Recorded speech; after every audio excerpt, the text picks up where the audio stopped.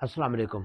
एक भाई ने एक सवाल पूछा है कि उनकी एक चची हैं, उनकी औलाद नरीना नहीं है, उनके शौहर पहले फौत हो चुके हैं और उनके नाम पर 1 एकड़ जो है वो ज़मीन है। उनकी एक ही बेटी है, तो वो जायदाद जो है, विरासत जो है, वो कैसे तकसीम होगी? चलते हैं बोर्ड की जानिब, मैं समझाता हूँ।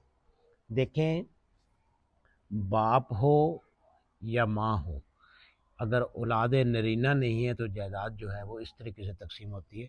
यानी बाप पहले फौत हुआ है, उसके बाद माँ फौत हो गई अकेली, यानी एक बेटी है और जायदाद जो है वो माँ के नाम पर है, वालिद के नाम पर नहीं है। लेकिन वालिद के नाम पर हो या वालदा के नाम पर हो, जब औलाद नरीना ना हो तो वो जायदाद ऐसे तकसीम होगी। और इनकी जो विरासत है वो है 1 एकड़। 1 एकड़ का मतलब 8 कनाल, 8 कनाल ज़मीन है। तो इसका तरीका ये होता है, अगर औलाद नरीना यानी बेटा नहीं है तो इसकी जो जायदाद होती है, अगर एक ही बेटी हो उसका 1/2 हिस्सा, यानी आधी जो प्रॉपर्टी है उसको मिल जाती है। अब ये 8 कनाल है तो इसका हिस्सा निकालते हैं, ये कट जाएगा, तो यानी 4 कनाल, आधी जो है ये बेटी का हिस्सा निकल जाएगा। बाकी जायदाद कहाँ जाएगी?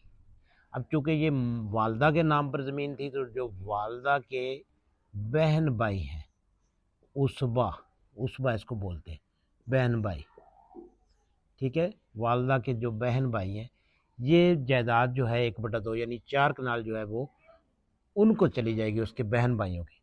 अब चूंकि इन्होंने बहन भाइयों का नहीं बताया, क्योंकि इनको ये मालूम नहीं था कि बहन भाइयों को जायदाद जानी है, तो अब हम फ़र्ज़ कर लेते हैं कि उनका एक भाई है, मरहुमा का एक भाई है, यानी बच्ची के मामू हैं, और 2 बहनें हैं, 2 उसकी खाला हैं।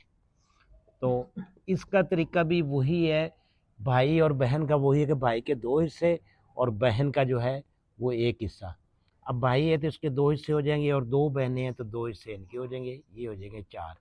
अब चूँकि हमारे पास टोटल जो रकबा बचा है वो 4 कनाल है, 4 कनाल बच्ची को चला गया, और 4 कनाल जो है ये इसको हमने तकसीम करना है 4 हिस्सों में। तो 4/4 करेंगे तो ये हो जाएगा 1 कनाल।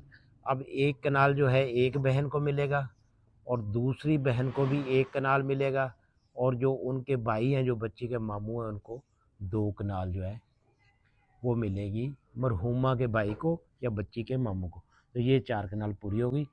अगर औलाद में बेटा ना हो, जायदाद इस तरह तकसीम होगी। अगर ये तो वालदा के नाम पर थी, अगर वालिद के नाम पर होती फिर भी इसकी तकसीम यही होनी थी, फिर वालिद के बहन भाइयों को जानी थी, फिर आपके जो वालिद है उसके बहन भाइयों को, यानी चचा फूफी, उनको ये हिस्सा जाना था, फिर खाला और मामू को नहीं मिलेगा। अब चूँकि ये उनकी वालदा के नाम पर थी, इसलिए वालदा के बहन भाइयों को जाएगी। उम्मीद है समझ आ गई होगी।